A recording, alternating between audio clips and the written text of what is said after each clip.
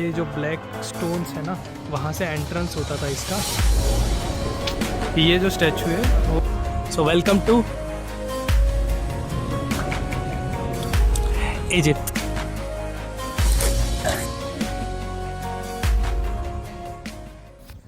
Good morning. So अभी मैं hotel में ही हूँ।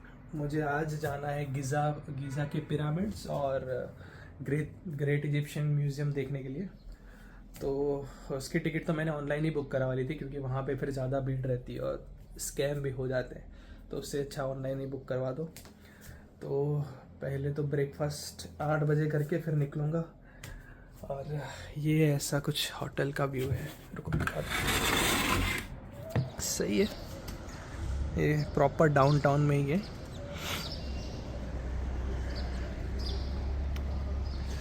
सो मेरे पास दो ऑप्शन है, या तो फिर मैं मेट्रो से और बस लेकर जाऊं, जो मुझे 20 इजिप्शियन पाउंड में हो जाएगा, या तो मैं डायरेक्टली कैब ही कर लूं। अभी देखते हैं, टाइम के हिसाब से डिपेंड करता है। यूजुअली तो 7 बजे स्टार्ट हो जाता है, पर मैं 9 बजे तक पहुंचूंगा उधर। फिर उसके बाद मुझे वो ग्रेट इजिप्शियन म्यूज़ियम में भी जाना है। आज के लिए तो बस ये दो ही रख रहा हूँ। अभी देखते हैं, फिर अगर कुछ प्लान बनता है तो।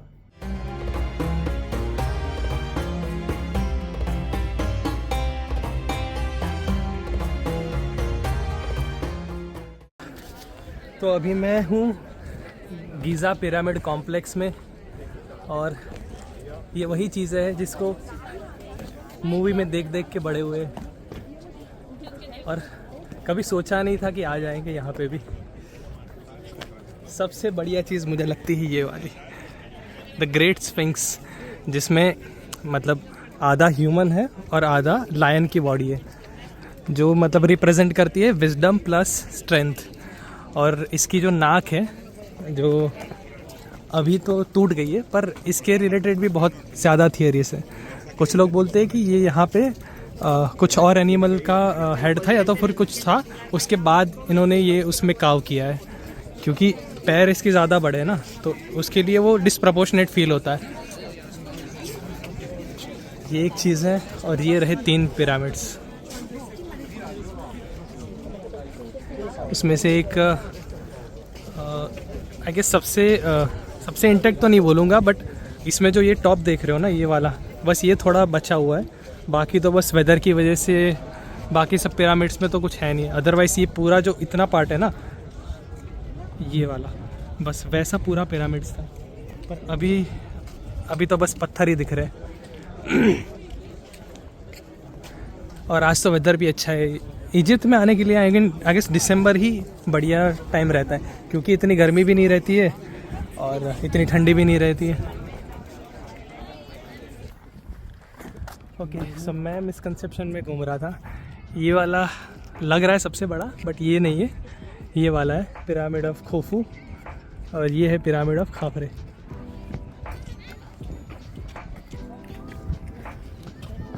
बट वो सिर्फ एलिवेशन की वजह से वो वाला बड़ा लग रहा है।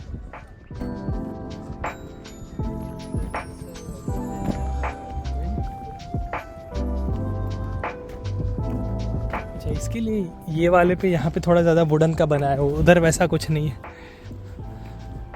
तो हाँ, यही बड़ा है, इसी का इम्पोर्टेंस ज़्यादा है, इसीलिए ये रखा है। बाकी ये सब ऐसे छोटे छोटे तो काफ़ी मिल जाएंगे।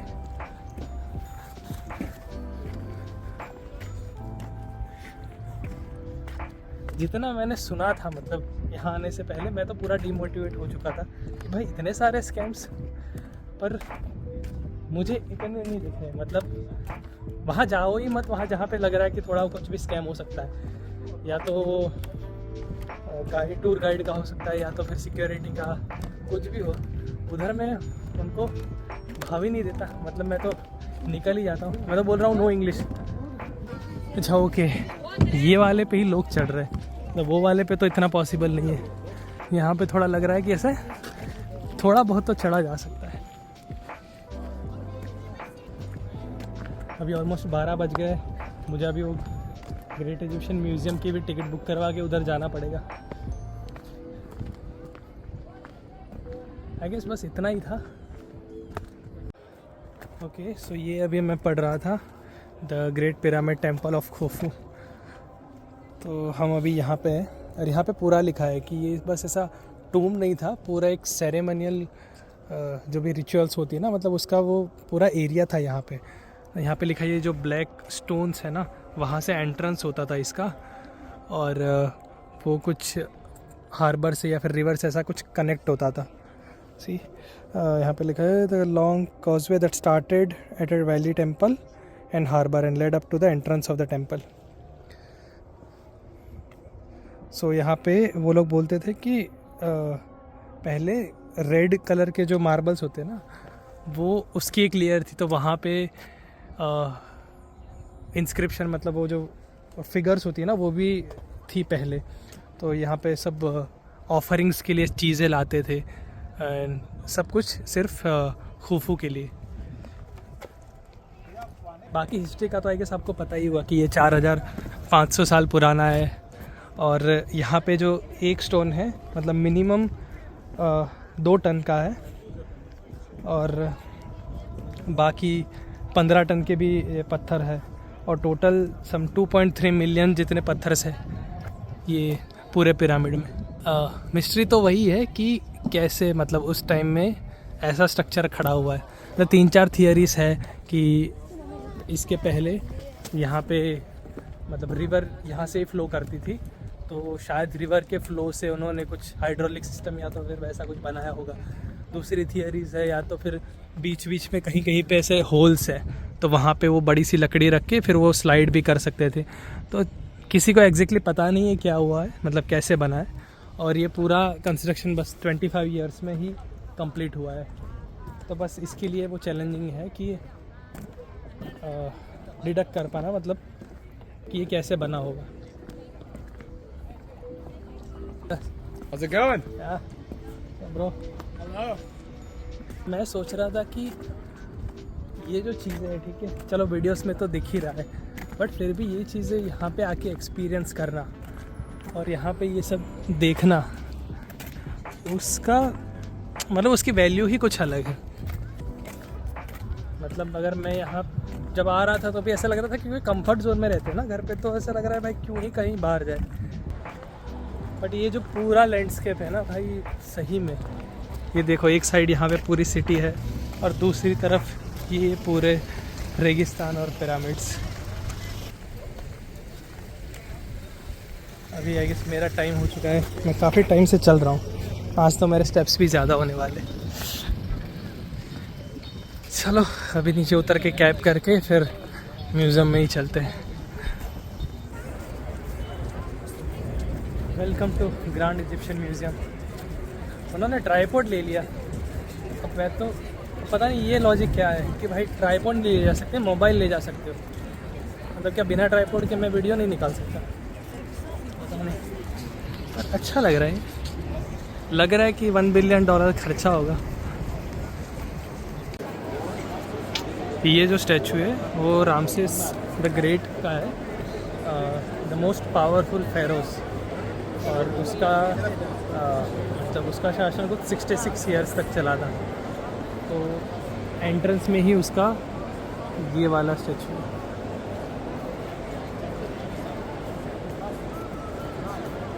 काफ़ी बड़ा है ये तो।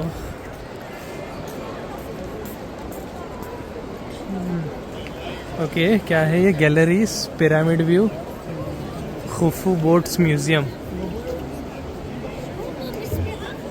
चलो चलते हैं कहीं पे।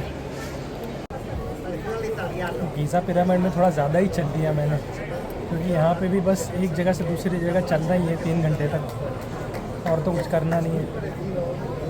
अभी से पाँव दुख रहे हैं।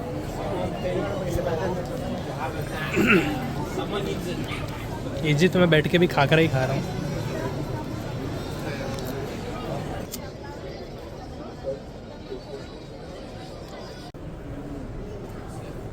हाय गाइस, तो अभी जो हमने नीचे एक स्ट्रक्चर देखा था, ये वाला जो था, जो दूसरा वाला, वो सेम उसका मतलब ये ओरिजिनल है।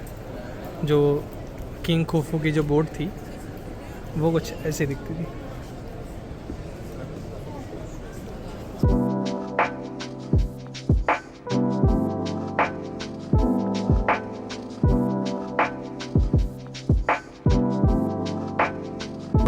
और ये यहाँ पे जो है, यहाँ पे गॉड्स की मूर्तियाँ रख के फिर पूजा कर देते।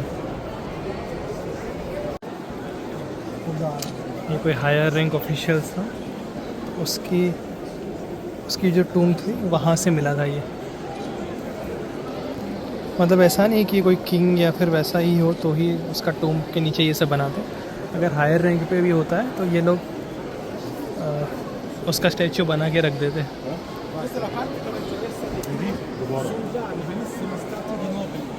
ये पूरा 3D बनाया उन्होंने, रिप्रेजेंटेशन।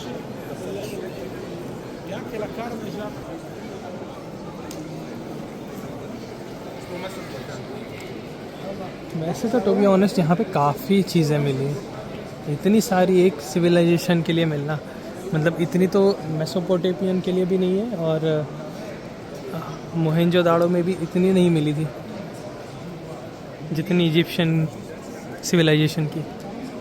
ये सेकंड ओल्डेस्ट है ना, फर्स्ट सेकंड नहीं है guess, first oldest civilisation is Mesopotamia, second is this Indus Valley civilization, and third one is I guess this Egyptian civilization. I don't know, I'm not sure about the order, but ये तीन है कुछ सबसे पुराने civilisation में से, और इसमें से भी इजिप्शियन की ही सबसे ज़्यादा मतलब चीज़ें मिली है। और दूसरी चीज़ कि इसकी लैंग्वेज को भी मतलब डिकोड कर सकते हैं एज़ कम्पेयर टू अदर्स। ये है प्रिंस रेहोटेप, और उस टाइम का प्रीस्ट और हाई मिलिट्री रैंकिंग ऑफिसर। तो ये फिगर इसलिए इतनी बड़ी है कि ये रिप्रेजेंट करता है पावर, एंड ये जो है वो फिशरमैन और बर्ड कैचर्स जो होते हैं वो है।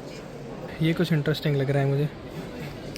ये जो है ना रॉयल टेम्पल आर्काइव्स, ये है आर्काइव्स रिलेटिंग टू जो भी रिचुअल्स होती है, ओके, टू वर्शिप रेनेफरेफ।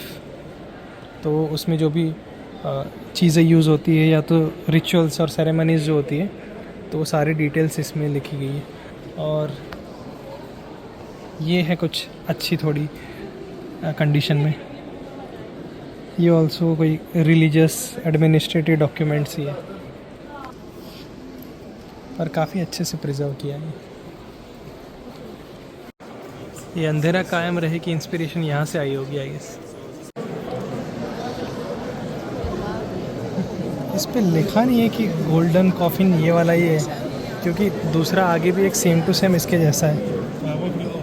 यहाँ पे लिखा है second class middle the grand Egyptian museum. उसका टूर हो गया, और कुछ करने को लिए है नहीं। अभी दो ही चीज़ें थी, सुबह वो पिरामिड्स और शाम को ये। और सोच रहा हूँ शाम को खाने खलील मार्केट में थोड़ा घूम लूँगा, अदरवाइज़ कल फिर लग्जर भी जाना है। ओके, सो अभी मैं रिटर्न होटल पे आ गया हूँ, और हमको यहाँ से जाना है। यहाँ की नाइट लाइफ भी बहुत बढ़िया है, मतलब इन लोगों का पूरा सेट ही है अपने हिसाब से। जैसे कि ये देखो, फुटबॉल की मैच चल रही है ही होता है, और मैंने काफ़ी जगह पे देखा है कि कॉर्नर पे और बड़ा सा स्पीकर रहेगा और सब लोग बस ऐसे गाने बजाएंगे। यही है यहाँ की नाइट लाइफ। हाँ, अभी तो होटल जाके फिर देखना है कि खाना कहाँ पे खाना है। चलो अभी होटल में ही मिलते हैं।